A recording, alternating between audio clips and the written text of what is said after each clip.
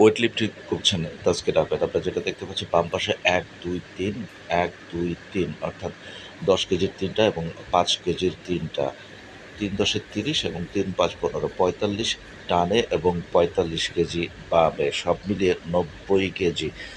এবং সেই ৯০ কেজি পুরো বডি দিয়ে তাসকিন আহমেদকে আপস অ্যান্ড ডাউনের মধ্যে দিয়ে যেতে হচ্ছে। সবচেয়ে কঠিন সময়টা পার করছেন ট্রেনিংয়ের, জিম ট্রেনিংয়ের কঠিন সময়টাতে তাসকিন আহমেদ, সেটা নিঃসন্দেহে বলা যায়।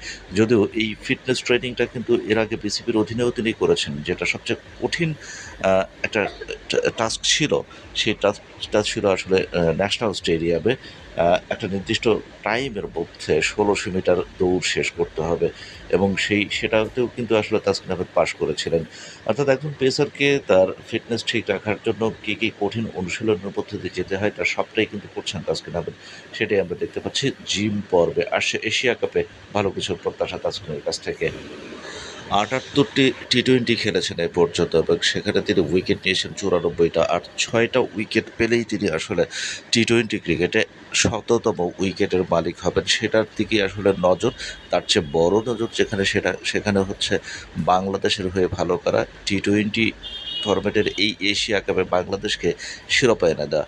সেই লক্ষ্যে যদি অবিচল থাকতে পারে টিম টাইগার্স, তাহলে কিন্তু সেটা কঠিন কিছু না হতেও পারে। কেননা বাংলাদেশ কিন্তু দুইবার আসলে শিরোপা নির্ধারণী ম্যাচ খেলেছে, যেখানে সফলতা আসেনি। বাংলাদেশ রানার্স আপ হয়ে শেষ পর্যন্ত ফিরে এসেছে।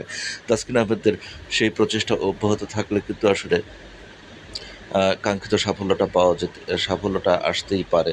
এবং একই সাথে যেটা বলছিলাম যে ৭৮ টি-টোয়েন্টিতে এ পর্যন্ত ২০০টা রানও করেছেন, অর্থাৎ ২০০ রান করেছেন ৭৮ টি-টোয়েন্টি ম্যাচে ব্যাট করতে নেমে। লোয়ার অর্ডারে তিনি ভালো ব্যাটও করতে পারেন। একজন পেসারকে, একদম স্ট্রাইকিং পেস অ্যাটাকারকে যে ধরনের ফিটনেসে থাকতে হয়, সেই ধরনের ফিটনেসটা আসলে তাসকিন আহমেদ করে নিয়ে যেতে চাইছেন এশিয়া কাপে। যার জন্যই কিন্তু আসলে এই যে আমরা দেখতে পাচ্ছি যে তার পরিশ্রম।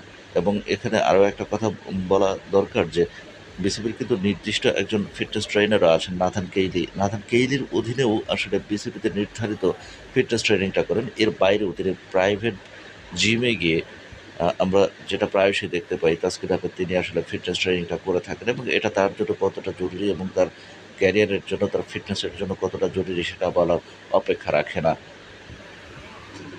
ইনজুরি থেকে ফেরার পর কিন্তু তাসকিন আহমেদ আসলে দুইটা সিরিজে একেবারে কি বলবো, যেখানে তিনি আসলে ১ ম্যাচ পর বল করেছেন। অর্থাৎ ১ ম্যাচ পর তাকে বিশ্রাম দেওয়া হয়েছে। ওয়ার্কআউট ম্যানেজমেন্টের কারণেই এই ব্যবস্থা নেওয়া হয়েছিল তাসকিন আহমেদের জন্য এবং সেই পরীক্ষায় তিনি ভালোভাবে উতরে গেছেন এবং সেখানে একটা জড়তা, একটা ভয় কিন্তু ছিল যে আসলে আবারও যদি তিনি ইনজুরিতে পড়েন কিনা। প্রত্যেকটা ক্রিকেটারের ক্ষেত্রে এরকম হয়, ইনজুরি থেকে ফেরার পর তার মধ্যে একটা ভয় কাজ করে, যেটা আবারও তিনি ইনজুরিতে পড়তে যাচ্ছেন কিংবা সেই ধরনের ব্যথায় ভুগতে যাচ্ছেন কিনা, সেই ভয়টা তাসকিন আহমেদের ছিল। যাই হোক, সেখান থেকে তিনি বেরিয়ে এসেছেন, ফুল ফেজেই বল করতে পারবেন এশিয়া কাপে, সেটাই প্রত্যাশা।